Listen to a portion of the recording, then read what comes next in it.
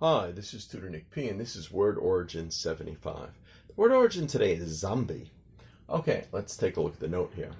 Today, a zombie is supposed to be a dead person in some religions who looked and behave like he or she is alive through magic, even though most of us probably think of it as just fantasy from these horror movies, some horror movies having these characters. Especially in recent years, they've got carried away with zombie movies and zombie stories, and they've actually changed zombies a lot from the very beginning. But let's continue for now.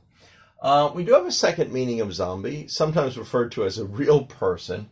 It's a more humorous one if the person is really overtired and they're exhausted and their head is not very sharp that day. Usually people say, oh, I'm a real zombie today, or I feel like a zombie today. So we do use that meaning too, usually in a humorous way, of course, not meaning that you are literally a zombie. All right, let's continue here.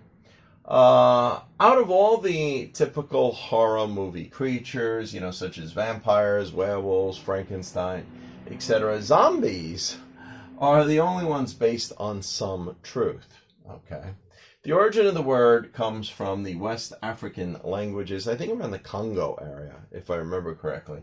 The word meaning zombie meaning a fetish, and zombie meaning god, originally from a snake god. So, and then of course, this worked its way into the voodoo religion.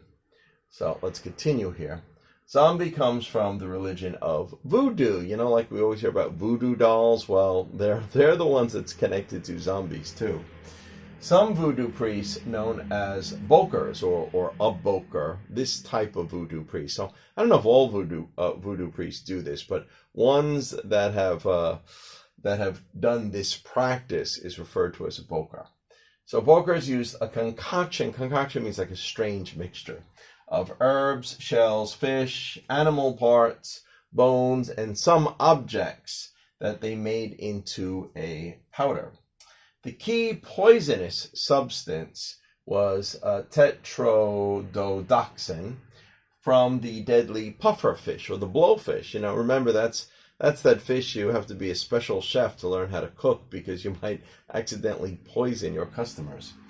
If a boker used sublethal, below, not enough to kill you, but sublethal doses on an enemy, it caused symptoms similar to a zombie, okay, such as mental confusion. You're kind of like in a fog, kind of like that, slowness and difficulty walking and breathing. All right. In this case, it could lead to a temporary paralysis in which they could be buried in a grave and revived a few days later. So this is what some of these, evil sort of voodoo priests, the bokers, did. I think they did it to scare their other enemies, like to showing like, look what I could do to somebody, where the average people thought this person actually died. He looked dead.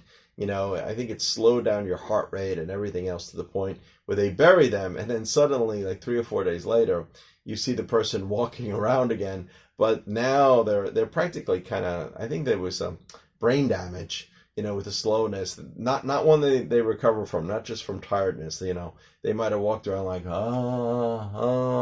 kind of like that in a fog, and that's what the original zombies were more like in the first zombie movies.